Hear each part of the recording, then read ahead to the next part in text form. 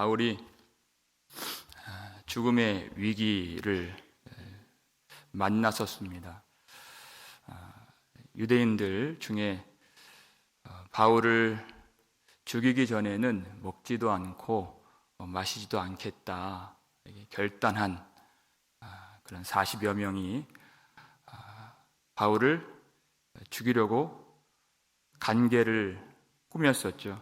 그런데 그때 하나님은 바울도 알지 못하는 그 방법으로서 세계에서 가장 강력한 군대, 로마 군대의 보병, 기병들 470명을 동원하셔서 바울을 호위하게 하셨습니다. 하나님은 홀로 하나님의 복음을 모든 능력으로서 지키시는 하나님이십니다. 우리가 하나님의 복음을 전하는 사명 안에 있다면 하나님 안에 있는 것입니다. 그것이 중요한 것입니다. 하나님이 그에게 일을 주셨죠. 네가 로마에 가서 증언하리라. 그 사명을 주신 것이에요. 그것이 하나님을 주신 것이고 하나님이 그를 지켜주신다는 약속인 것입니다. 여러분, 그렇기 때문에 우리가 평안을 구하고 안전을 구하는 것도 중요한 기도가 될 수 있겠지만 그것보다 더 중요한 것은 사명을 구하는 것입니다. 우리 인생의 목적이 무엇인가를 발견하는 것입니다. 우리가 사는 이유는 내게 있지 않습니다. 이 땅에 있지 않습니다. 하나님께 있음을 깨달아야 되는 것입니다. 왜 하나님이 우리를 불러주셨는가? 왜 하나님이 우리에게 성령을 주셨는가? 왜 우리에게 하나님이 복음을 주셨고 왜 우리에게 믿음을 주셨는가? 그 은혜 속에 사명이 있고 그 사명 안에 있는 것이 하나님의 은혜 가운데 있는 것입니다. 여러분, 이 마지막 때에 우리가 하나님 앞에 감당해야 될 사명은 망대를 세우는 사명이라고 생각합니다. 망대가 무엇입니까? 국경 지역에 높은 탑을 세워서 파수꾼이 그 위에 올라가죠. 그러면 적들이 오는가를 보고서 즉각적으로 어떤 사태가 벌어지면 부르짖고 나팔을 불도록 되어 있어요. 그래야 나팔을 불어야 그 성 안에 있는 모든 사람들이 생명을 건질 수가 있는 것입니다. 우리가 이렇게 먼저 하나님 앞에 나와서 예배를 드리는 것이 이 마지막 때 먼저 감당할 수 있는 사명이라고 생각합니다. 그래야 하나님이 보게 하신 것을 즉각적으로 외칠 수 있기 때문이에요. 그리고 나서 우리의 삶의 망대에서 하나님의 복음의 파수꾼이 되어서 예수 그리스도 승리의 복음, 십자가의 복음을 우리가 외치는 것입니다. 그것이 하나님의 뜻이고 이 복음의 모든 것을 다 거신 하나님이 기뻐하시는 일이다 하는 것입니다. 여러분, 하나님이 이 일을 얼마나 기뻐하실까요? 우리 인생의 목적은 하나님께 영광을 돌리고 하나님을 기쁘시게 하는 일에 있다는 것입니다. 우리 이사야 49장 5절을 보면 이것이 바로 하나님이 불러주신, 하나님이 사명을 주시고 하나님 안에 있는 삶이 무엇인가를 여기서 우리가 발견할 수 있습니다. 우리 함께 읽겠습니다. 이제 여호와께서 말씀하시나니 그는 태에서부터 나를 그의 종으로 지으신 이시요 야곱을 그에게로 돌아오게 하시는 이시니 이스라엘이 그에게로 모이는도다. 그러므로 내가 여호와 보시기에 영화롭게 되었으며 나의 하나님은 나의 힘이 되셨도다. 아멘. 여러분, 하나님이 이사야를 부르실 때 그는 태에서부터 나를 그의 종으로 지으신 이시오, 이렇게 되어 있어요. 그렇게 하나님이 그의 존재를 생각하시고 그를 조성하시고 그의 뜻에 맞게 그도 알지 못하는 중에 하나님이 그를 만들어 주셨다. 그게 바로 하나님의 종인 것입니다. 그리고 우리의 존재가 되는 것입니다. 하나님이 어떤 분이십니까? 나의 하나님은 나의 힘이 되셨도다. 하나님이 그를 얼마나 기뻐하세요? 그를 통하여서 야곱이, 이스라엘 백성들이 여호와께로 돌아오게 된다 그랬어요. 그 하나님의 기쁘신 일을 위하여 하나님이 무엇을 주지 않으시겠습니까? 하나님이 그에게 힘을 주신다. 우리가 힘이 없다고 하는 것은 하나님의 사명 안에 있지 않다는 것입니다. 우리가 어떨 때는 육적으로 피곤할 때가 있어서 쉼이 필요하지만은 여러분, 본질적으로 그것보다 더 중요한 것은 하나님이 힘 주시는 인생을 살아야 된다는 것입니다. 하나님이 은혜를 내려주실 수밖에 없는, 하나님이 우리에게 하나님의 능력을 공급해 주시는 그와 같은 우리의 인생이 되어야 한다는 것이에요. 하나님이 보시기에 영화로운 자로 살아가는, 내가 내 일만 하고 내가 생각하는 계획만 이루는 그런 인생이 아니라 우리를 위해서 죽으신 예수 그리스도를 위하여 살 때 하나님이 그 힘과 위로와 능력을 공급해 주시는 우리의 삶이 될 수 있기를 주의 이름으로 축원합니다. 여러분, 우리가 하나님 안에 거하면 모든 것이 하나님의 도구가 되는 것을 볼 수가 있는 것입니다. 오늘 본문 31절 32절을 성경책을 보시면서 함께 읽겠습니다.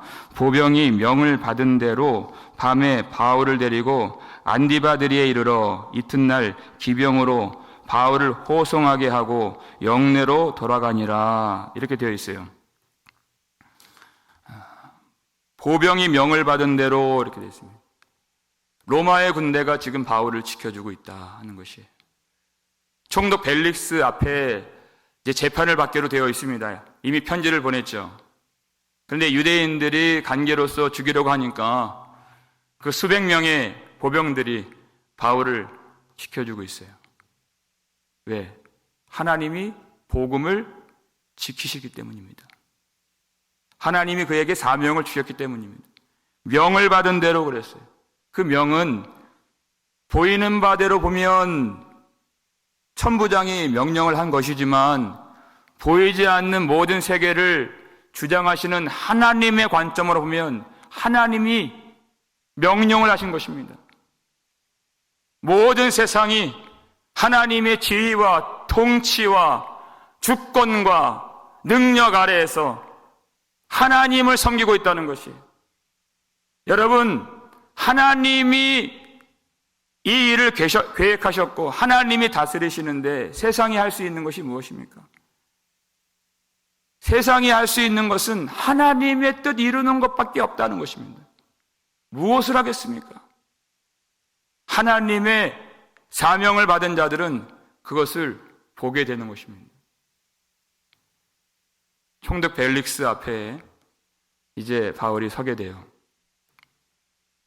먼저 편지를 읽었습니다. 네가 어느 영지 사람이냐 질문합니다. 왜냐하면 자기 관할 아래에 있는 사람인지 자기가 맡을 수 있는 케이스인지 그것을 알기 위해서. 자기 관할 사람이 아니면 굳이 자기가 다루지 않아도 되기 때문에, 문제가 일어날 수 있기 때문에 묻는 것이, 길리기아 사람인 것을 알게 되죠. 그때 유대 총독 관할 아래 길리기아가 있었기 때문에 자기가 맡기로 하고, 네가 고발하는 사람들이 오면 그러면 정식적으로 재판을 열겠다, 이렇게 하고 헤롯 궁에 그를 가둡니다.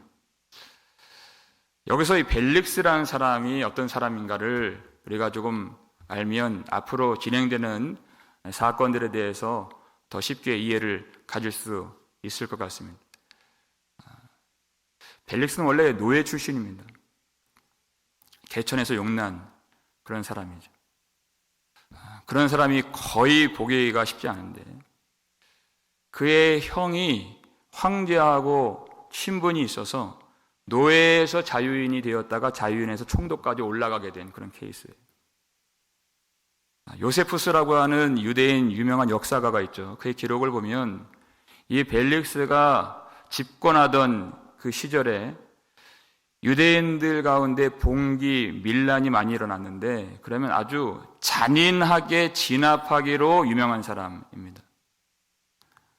자기 비위를 거슬리는 그런 어떤 사람을 본다면 가차없이 처단하는 폭력적인 사람입니다. 그런데 그가 뇌물을 좋아해서 어떤 죄인들을 잡아놓고도 뇌물을 내면 풀어주는 탐욕적인 사람이다, 이렇게 기록을 하고 있습니다. 그러니까 어떤 이 타키투스라고 하는 로마 역사가는 한 줄로 그를 평가하기를, 그는 노예의 마음으로 황제의 권력을 휘두르는 자다, 이렇게 말할 정도로 덕망이 없는 사람이다, 이렇게 본 것이죠. 그러니까 결혼을 할 때에도 정략적인 결혼을 할 뿐입니다. 3번 결혼했는데 첫 번째 부인이 클레오파트라의 손녀, 3번째 부인이 헤롯 아그리빠 1세의 막내딸 드루실라. 그러니까 자기 권력을 유지하기 위해서 애를 쓴, 그럴수록 그렇게 마음에 있는 욕심과 정욕이 들끓는 그러한 자기 욕심대로 행할수록 만족할 수가 없고 목마름을 떨칠 수가 없는 그런 인생이 바로 벨릭스였다. 마치 세상에 있는 것들을 취할수록 바닷물을 마시는 것처럼 목마른 자가 더 목말라지는, 허무해지는 그런 인생을 그가 살게 되었습니다. 지금 두 세계관이 만나게 되었다는 것이에요. 사명에 사로잡혀서 가진 것 없고 몸은 매여 있지만 참된 자유를 누리는 사람 바울과, 이 세상 모든 것 다 가진 것처럼 보였어도 욕심에 사로잡혀서 참된 자유를 누리지 못하는 이 세상 나라의 사람 벨릭스, 이 두 세계관, 두 나라가 지금 만나게 되는 사건들이 이제 사도행전 24장에서 펼쳐지게 되는 것입니다. 1절을 보시면 우리 함께 읽겠습니다. 닷새 후에 대제사장 아나니아가 어떤 장로들과 한 변호사 더둘로와 함께 내려와서 총독 앞에서 바울을 고발하니라. 이제 5일이 지났습니다. 예루살렘에서 대제사장 아나니아가 왔고, 그리고 장로들이 왔고, 그들만 온 것이 아니라 5일 후에 이 재판이 열렸다는 것은 그들이 아주 서둘러서 긴급하게 왔다는 뜻입니다. 그런데 그냥 온 것이 아니라 변호사 더둘로를 대동했다 하는 것입니다. 이 유대인들이 이 일을 얼마나 심각하고 중요하게 여겼는가, 처음으로 이 변호사가 등장하게 되는 것이.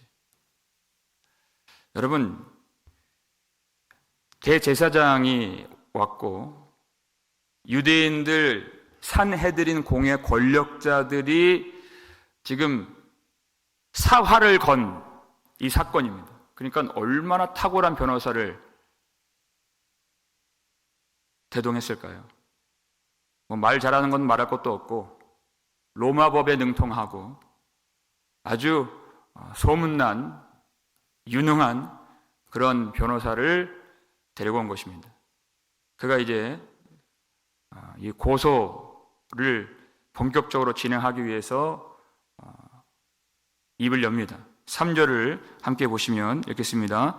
벨릭스 각하여, 우리가 당신을 힘입어 태평을 누리고 또 이 민족이 당신의 선견으로 말미암아 여러 가지로 개선된 것을 우리가 어느 모양으로나 어느 곳에서나 크게 감사하나이다. 이렇게 얘기를 하는 것입니다. 아첨하는 말이죠. 재판장 앞에서 그가 먼저 하는 말이 우리가 당신을 힘입어 태평을 누렸습니다. 이렇게 얘기하는 것이. 여러분, 정말 그럴까요? 우리가 잠깐 벨릭스에 대해서 살펴봤지만 벨릭스 통치 시기에는 그 유다 땅에 많은 소요 사태가 일어났습니다. 그래서 많은 사람들의 피를 흘리게 만든 장본인이 벨릭스 총독입니다. 그러니까 그의 관할 안에 있는 로마인들과 그리고 유대인들의 갈등이 이제 커질 대로 커진 그런 상황이었죠. 그런데 이 유대인들의 지도자들, 소위 기득권층들은 벨릭스나 로마의 이 지배 하에 있는 것을 더 좋아했습니다. 왜냐하면 자신들이 지금 누리고 있는 혜택, 기득권을 더 유지할 수가 있었기 때문에 지금 이러한 상황이 붕괴되는 것을 원하지 않았어요. 그러니까 무자비한 벨릭스 총독부를 기득권층은 더 좋아했습니다.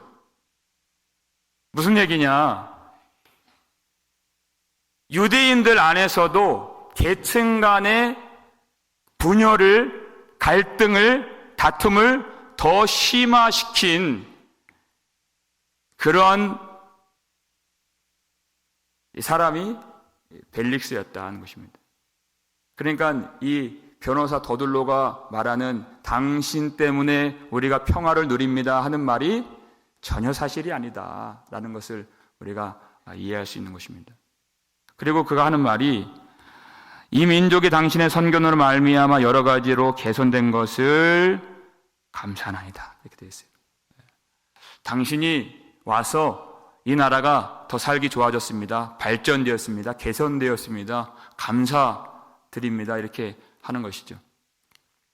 여러분, 벨릭스는 어떠한 정치적인 신념이나 소신이 없는 사람입니다.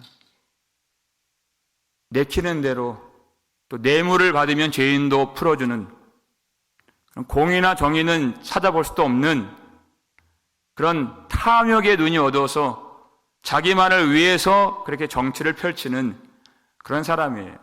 그런 지도자 밑에서 이 나라가 얼마나 발전되었겠습니까? 그런 일은 일어나지 않았어요. 그러나 이 변호사는 이 재판을 이기기 위해서 사실과는 상관없이 감언이설로 총독의 마음을 열고자 이런 말을 하는 것입니다. 무슨 뜻입니까? 이 말 잘하는 이 변호사가 최선을 다하고 있다는 것이 바울에게는 불리하다는 뜻입니다. 어떻게 해서든 재판을 이기기 위해서 그는 사실에 주안점을 두지 않습니다. 벨릭스의 인격이나 바울의 사명이나 그의 관심이 아닙니다. 자기를 위해서 지금 변호할 뿐이에요. 이기는 것이 목적입니다.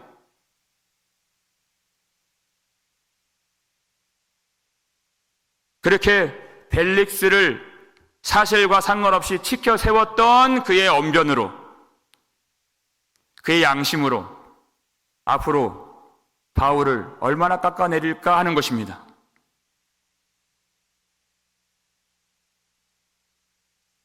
본격적으로 이제 바울을 왜 고소하는지 그 고소 내용을 그가 말하기 시작하죠.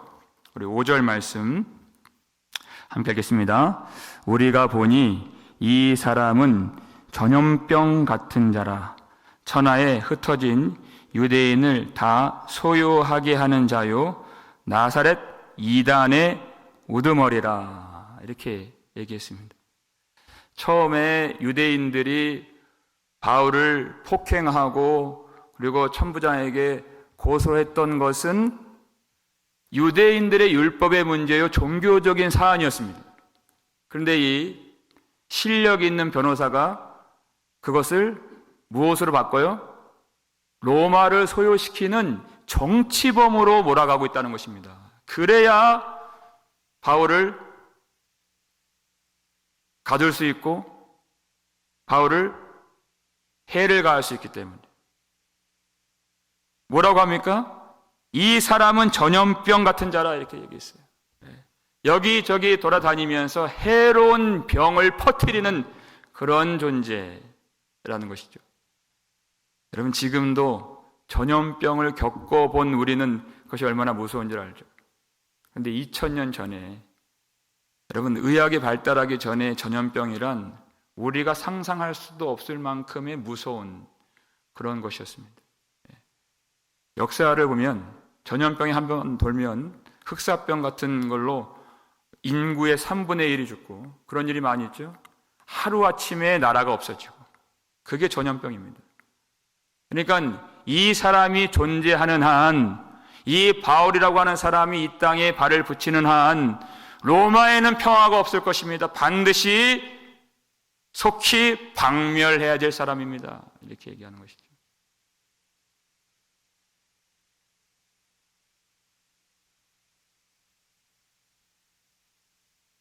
여러분, 그것은 정말 치명적인 말이 아닐 수 없습니다. 왜냐하면 더둘로가 이렇게 얘기를 해요. 이 사람은 천하에 흩어진 유대인을 다 소유하게 하는 자요, 이렇게 얘기해요. 소요를 일으킨다.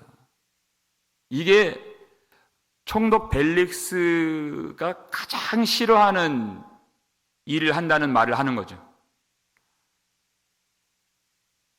로마는 피지배 민족이 반란과 붕괴를 일으키면 가차없이 평화를 지킨다는 미명하에 그런 밀란을 일으키는 사람을 십자가에 못 박는 그런 제국입니다. 그런데 천하를 어지럽게 하고 소요를 일으키는 사람이 바로 바울입니다 하는 것은 바울에게 아주 치명적인 그런 증언이 아닐 수 없습니다. 왜냐하면 바울이 복음을 전할 때 부득이하게 소요 사태가 일어난 적이 많이 있었기 때문입니다. 바울이 의도한 것은 아니에요. 복음을 전하다 보니까 에베소에서 어떤 일이 있었습니까? 에베소에서 그가 회당에서 복음을 전하다가 쫓겨났어요. 그런데 두란노 서원에서 2년간 복음을 전하는데 놀라운 복음의 역사가 그 땅에서 일어나게 됩니다. 우상을 섬기던 그 이방인들이 돌이켜서 우상을 버리고 복음을 믿고 예수를 믿고 하나님의 백성이 된 것이에요. 거기까지는 좋습니다. 그런데 우상 만드는 업자들이 들고 일어난 것이에요.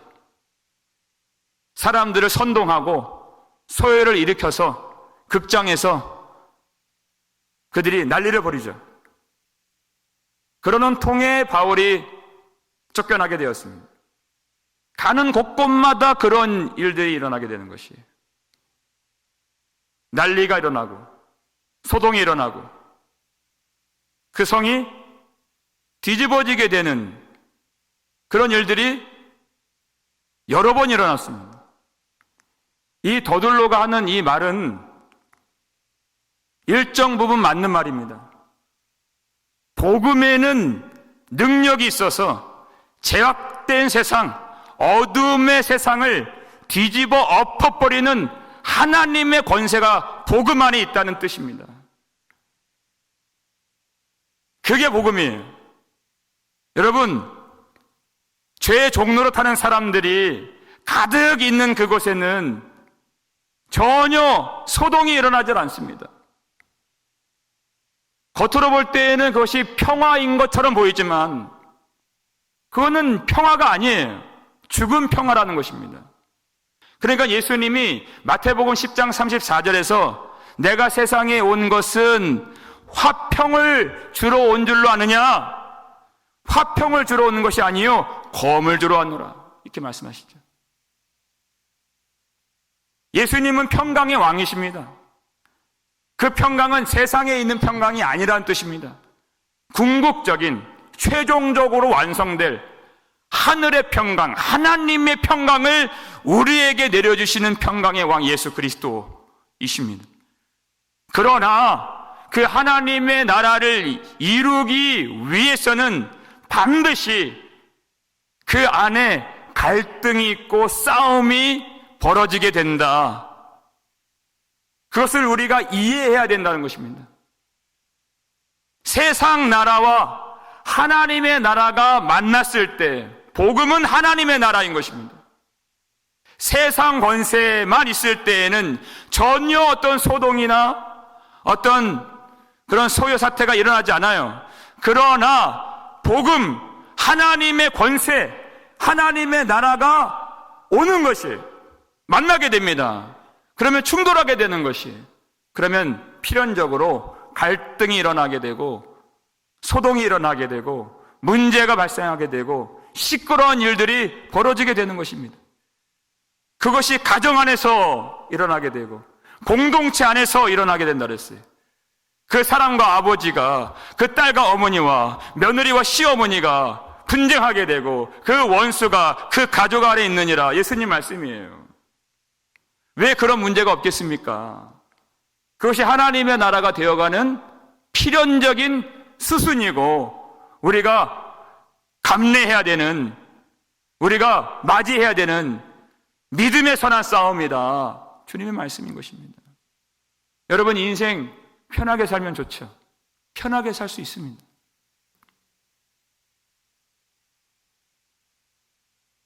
복음을 전하지 않으면 되는 것이에요. 세상이 요구하는 대로, 세상이 인정하는 대로, 그리고 우리 육신이 바라는 것들이 있잖아요. 우리 육신이 원하는 대로 살면 싸울 일이 없습니다. 편하게 살 수 있는 것이에요. 그러나 그 평화는 진정한 평화가 아닌 것입니다. 그것은 이 세상에서는 편할 줄 모르겠지만 하나님이 주시는 평강을 누릴 수가 없는 거짓된 평화이기 때문에 하나님의 나라를 소망하는 자들은 절대 용납할 수 없는 것입니다. 복음을 버리면 편할 수 있습니다. 믿음을 버리면 편할 수 있습니다. 그러나 그렇게 할 수가 없는 것입니다. 십자가를 버리면 편할 수 있습니다. 그러나 사도 바울은 그렇게 하지 않았습니다. 왜? 하나님이 그를 지명하여 불러주셨고 하나님이 그 속에 들어오셨고 하나님이 그의 전부가 되셨기 때문에 그의 인생의 목적이 하나님이 되시고 그의 모든 소망의 이유는 하나님이 되시고 그의 삶의 전부는 하나님이 되셨기 때문에 그렇게 할 수가 없는 것입니다.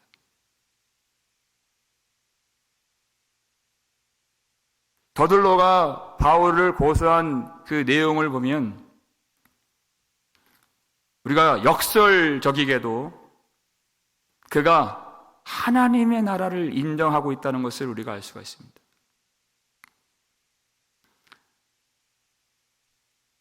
이 사람은 전염병 같은 자라 이렇게 얘기를 했어요. 여러분, 바울이 왜 통치자들에게 고소를 당하고 여기저기에서 매를 맞고 핍박을 당하겠습니까? 그가 전하는 복음이 아무런 힘이 없었더라면, 아무런 영향력이 없었더라면 왜 이런 일이 벌어지겠습니까? 왜 세상이 그를 미워하겠습니까? 왜 그가 총독 앞에서, 왜 아그리빠 왕 앞에서 재판을 받아야 했겠습니까?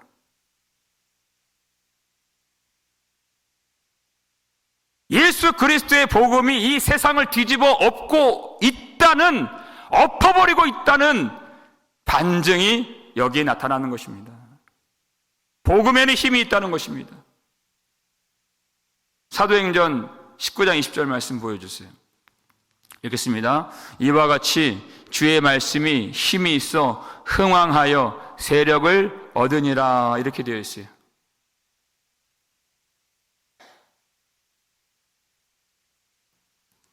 은장색 우상을 만드는 그 업자들이 바울을 죽이려고 사람들을 선동하고 이 세상을 시끄럽게 만들 때에 이 말씀이 기록된 것입니다.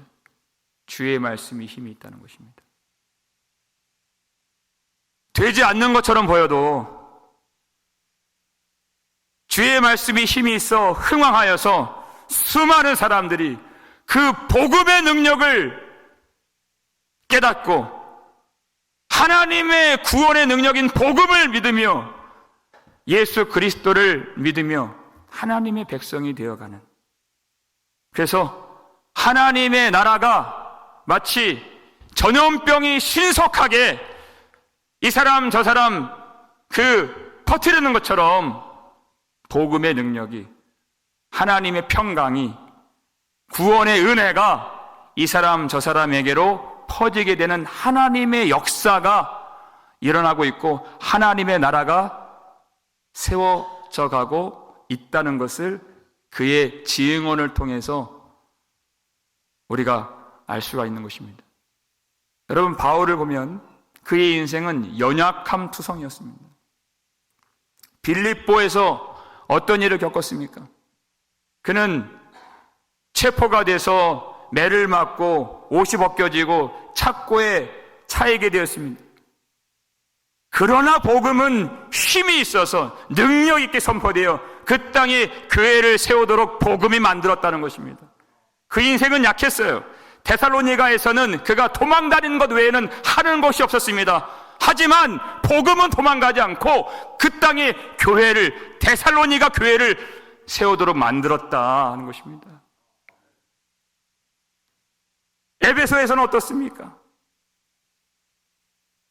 그가 사람들이 이 소동을 일으켜서 쫓겨나게 되었지만 복음은 쫓겨나지 않고 그 땅에 에베소 교회를 세우게 되었어요.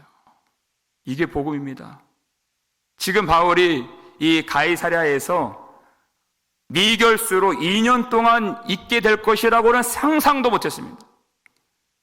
바울이 이렇게 매여 있습니다. 하는 것이 없는 것처럼 보여지고 아무 일도 일어나지 않는 것처럼 보여지지만 하나님의 말씀이 힘이 있다니까요. 하나님의 말씀이 힘이 있어 흥왕하여서 하나님의 말씀은 바울처럼 매이지 아니하고 이 사람 저 사람 퍼뜨리면서 하나님의 능력과 하나님의 은혜와 하나님의 사랑을 퍼뜨리면서 그 땅에 교회를 세우고 예수의 사람 하나님의 백성을 만들어가는 것입니다. 여러분, 바울은 연약한 사람입니다. 설교자는 연약한 사람입니다. 설교도 약할 때가 많이 있습니다. 매번 느끼는 것입니다. 그러나 복음은 약하지 않는다는 것입니다. 하나님의 말씀은 강력합니다. 무슨 힘이 있어 말씀을 전하고 날마다 무슨 지혜가 있어 하나님의 말씀을 설득시킬 수가 있습니까? 무슨 재간입니까? 무슨 지혜가 있습니까? 사람이 하는 것이 아닙니다. 하나님의 말씀이 힘이 있는 것입니다. 누가 듣겠는가? 누가 주목하고 누가 귀를 기울이겠는가? 무슨 재미가 있어서, 무슨 흥미가 있어서, 무슨 어떠한 사람을 끄는 것이 있어서 이 말씀을 듣겠는가? 여러분, 하나님이 구원하시기로 작정한 영혼들은 이 복음을 듣는 것입니다. 주의 말씀에 힘이 있는 것입니다. 사람들이 아무리 오해를 하고 사람들이 아무리 반대를 해도 여러분, 바울이 무슨 오해를 받았습니까? 나사렛 이단의 괴순이라 이렇게 되어 있어요. 우두머리라 이렇게 되어 있어요. 이 성전을 더럽게 하려 하여서 우리가 사로잡아 왔나이다. 사람들은 이해를 못해요. 여러분, 사람들의 시선이 중요한 것이 아닙니다. 하나님이 그를 어떻게 보시는가? 하나님이 그를 어떻게 생각하시는가? 그것이 중요한 것입니다. 우리가 아까 이사야 49장 5절을 봤는데요. 여러분, 이사야 49장 5절을 개역 성경, 옛날 성경으로 보면 이렇게 되어 있어요. 우리 앞부분 함께 읽겠습니다. 나는 여호와의 보시기에 존귀한 자라. 나의 하나님이 나의 힘이 되셨도다. 아멘. 이사야의 고백인 것입니다. 얼마나 많은 핍박을 받았습니까? 하나님의 멸망의 심판을 그가 전할 때 얼마나 사람들이 그것을 듣기 싫어했습니까? 사람들이 얼마나 반대했습니까? 오히려 그것이 거짓이라는 오해와 누명을 그가 뒤집어 썼습니까? 그것과 상관없이 여러분, 우리가 복음 붙들고 살 때 심지어 사람들이, 세상이 우리를 이단이라 그래도 그건 괜찮은 것입니다. 사람들이 뭐라고 해도 그거 괜찮은 것이에요. 하나님이 우리를 어떻게 생각하시는가? 여러분, 이 진실된 복음을 우리가 품고 하나님의 사명 안에 있다면 하나님의 여호와 보시기에 존귀한 자인 줄 믿으시길 바랍니다. 여러분, 그 수많은 사람들이 모여있는 재판장에서 바울을 위하고 바울을 위해서 변호해 줄 사람이 단 한 사람도 없었습니다. 그러나 괜찮은 것입니다. 하나님이 함께 하시기 때문에. 우리도 마찬가지입니다. 아무도 우리를 지지해 주지 않아도 하나님의 재판석 앞에서 우리를 대언해 주실 예수 그리스도께서 계시기 때문에, 오늘도 우리를 도와주시는 보혜사 성령님이 계시기 때문에, 여러분, 우리가 복음을 품고 사명 안에 있다면 하나님의 놀라운 영광의 승리를 보게 될 줄을 믿으시길 바랍니다. 하나님이 이기신다는 것입니다. 복음이 이긴다는 것입니다. 여러분, 끝까지 이 영광의 승리를 바라보면서 흔들리지 말고 이 복음을 받으며 이 영광의 복음을 전하며 하나님 보시기에 존귀한 자로 복된 인생으로 하나님께 영광 돌릴 수 있는 저와 여러분 되시기를 주의 이름으로 축원합니다.